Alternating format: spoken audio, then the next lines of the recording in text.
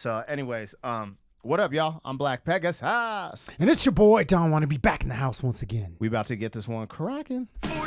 What? What?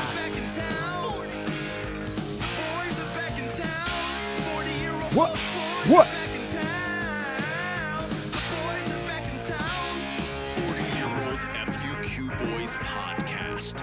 Malt liquor for your ears. 40. All right, we about to peep this out. Whoops, wrong button. But It's funny because you just throw some random strays and then it just sends me down memory lane. Because that dude, Earl Manigault, didn't he get like a heroin addiction or something like that? Because so. I remember watching this documentary and everybody was just saying he was so amazing. Yeah, there's like a movie that came out about him that made him reemerge like popular in American This culture. was back in the day. All right, so we're watching this story about Cliff Young. It's about 2 minutes long. I think I'm just going to play it all the way through. And there were some PowerPoints that I saw in a short clip on Twitter, or formerly known as Twitter, but X now. So let's see what this sounds like. Hopefully, man, this damn Chariots of Fire in the background don't get copyright claim. That's crazy as hell. At 19, now, when I say elite sportsman, you automatically think of a 61-year-old potato farmer wearing gumboots, don't you?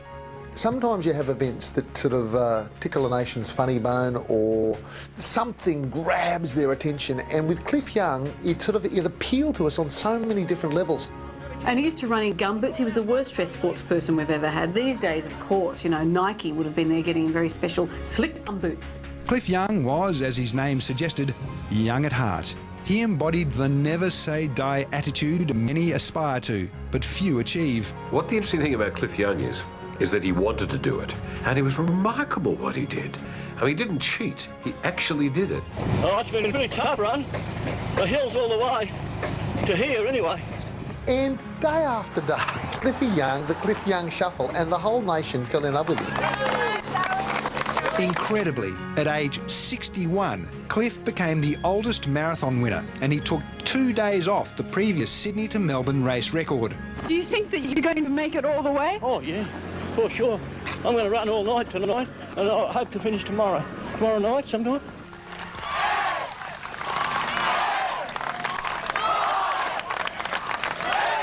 And he streeted the field. He just ripped them wide open. Kept going to Melbourne. If they hadn't stopped him, he would have finished in Perth. Cliff was awarded the first prize of $10,000. He promptly gave $2,000 to each of the 5 other runners and kept nothing for himself. An impressive and generous man, that Cliff. Cliff, would you do it again? Would you do it again? Oh, no, I don't think so. All right, so hopefully I don't forget a few things. Now, anyone tapping in the comments, if you're familiar with Cliff Young, I think this is an extraordinary story. So the Cliff Young Shuffle, from the comment section of this post on X, it had seemed like he ran. They called it the Cliff Young Shuffle because he ran at a different pace. It wasn't like this normal marathon pace, and people were kind of clowning at first, but then it became known as the Cliff Young Shuffle because it was more efficient. He was racing against typically 30-year-olds and under. So he was 61. Everyone else was 31 or 30 and under. And a lot of these were sponsored ultra marathon runners, sponsored by Nike, Adidas, Reebok, etc. So the feat just gets crazier and crazier. Now, they said, I forget the exact number, but it was like the ultra marathon runners were trained to run for, I think, 10 hours and then sleep for 6. He didn't know they were allowed to sleep. So he just ran for 5 days straight, and he beat the person who was next to him was 10 hours later. Yes. He won the race by 10 hours. It wasn't at his 61. first one, his first race. His first too. and only one. So he got his confidence allegedly from, I guess, he had like a sheep or cow farm, and he used to chase them around. And they said he knew there was one moment where he chased like a sheep or his sheep for 3 days straight. And that's why he's like, oh, I could probably do 5. Dude, what kind of sheep is up running for 3 days straight? Now, what the hell, man? I took a bunch of information in a short amount of time. I know. I think you got the highlights right. Yeah, because those were the bullet points where I was like, what are we doing? Like, this is wild. This is a wild story of inspiration. And then I'll be kind of tripping, like being 45 and taking some injuries at jiu-jitsu. I'm like, bruh, I need stem cells. I know. You know Look at you. You're soft and this dude's as hell. 61 just running for what is it, 540 miles? I think that's what they said, but that seems almost unbelievable because like I'm thinking about like David Goggins. That's my frame of reference. All these dudes that do these ultra races, it's like 200 miles. Oh, Bro, 540 miles? We could just look it up again real quick. And Australia? That's the crazy part because think about this. Running 100 miles is crazy. I heard that, like, I was just listening to Goggins talk about the Mojave or something 200 that's like through the desert. And that's what makes it so hard. But this race is through the Australian outback from Perth to Melbourne. Is that what they said? Okay, Cliff Young won the 1983 Westfield Sydney to Melbourne Ultra Marathon, a 544-mile race in 5 days, 15 hours, and 4 minutes. 875-kilometer race. And you know what the worst part of that at is? 61 years old. That you got to run through Australia. So think about it, dude. You're like fighting off kangaroos, huntsman spiders. You hate spiders. Have you ever seen those huntsman spiders? No. They're like this big and poisonous. One No, bite I don't will wanna kill see you. them. Hold on, I'm asking. Platypuses, venomous platypuses, crocodiles. What else is in Australia? Box jellyfish he's fighting off the whole time. Okay, so I was on point with the commentary. Cliff Young's unconventional running style, known as the Young Shuffle, was a slow, energy-efficient, and steady shuffle rather than a traditional running stride.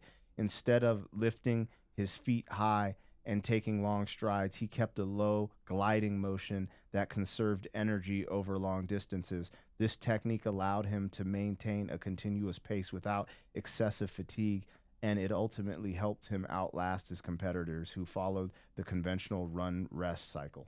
It's literally like the story of the tortoise and the hare. He just came through and was just like shuffling. He was his way. consistent. Yeah, and it's consistently. another signal too, like when you read the book Think and Grow Rich, about consistency, showing up every day and not giving up when you're right. Because like they're talking about, like, there's these scenarios in that book. I forget if the dude was digging for gold or oil, and it was like the person before him quit right before he got there, and then the other dude just kept going and then struck. You know what I mean? That's what I liked about this story because it's like super inspirational. You think about a guy that's 61 years old who's got no formal training, and the thing that stood out for me is just like, you know I've been guilty of this, overthinking things, wanting the time to be right, wanting the elements to be right, wanting to try and perfect things, and then, I'll take the action that I've been wanting to take. But this dude basically shows up in like rain galoshes and overalls, like, fuck it, YOLO, I'm just going for broke, and just starts running and just beats everyone. He wasn't thinking about it. Instead of being like, oh, I need the right camera, or I need to wait till all the variables are right before I get started, he just shows up and just starts running.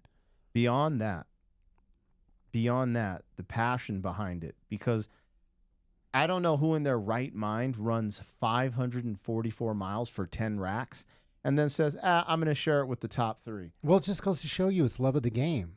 He was literally just like, Passion. hey, I'm just going to do this because I think I can do it. And the funny part He was just wanted to win. even like beyond winning, I don't know, just like seeing that little clip about him, it feels like it was more just like, I just want to do it. I want to push myself because I think that I can do this. It's not about winning. I'm not doing this for anybody else. I'm not doing this for the money. I'm not doing this to look cool. It's just like, I heard about this thing and I think I can do it. Yeah. Because I've been chasing sheep around. Now, the best part is I got the new hot pickup line because I could just be like, yo, girl, you Cliff Young? Because you've been running through my mind all week. You are legitimately, if I could say what I wanted to say on YouTube about you. R-worded? It starts with an F and it rhymes with Bob Saget. I'm playing, you guys. Come on. Because I want to use a inspirational pickup line on Because a woman that is makes the me corniest shit I've ever heard, man. hey, man, you just got to Cliff Young it, man. You just got to show up and take your shot regardless. If Yeah, the, slow. if He's the- like you know what I mean? Slow strides in the bedroom too, huh? Exactly. Instead of running rest. But what matters is that I get them to the finish line, just like Cliff Young. And you ain't know nothing about that. Hey, man, there's as you saw. Because all you just show up like the rabbit. No. You framed yourself right now because you get to the finish line first. I make sure mine is pleased. No, it takes me I 5 get days. I get you know to what I'm the finish saying? line last. It's about making sure they get to the finish line. You seem to have lost No, he You turned know? this into Cliff Hung instead of Cliff Young. He's wilding. Anyways, you guys, holler at us in the comments. Let us know if you heard of Cliff Young. And yeah, holla back, shawty. Thank you for being some man. 40 years down the road, back again. FUQ boy.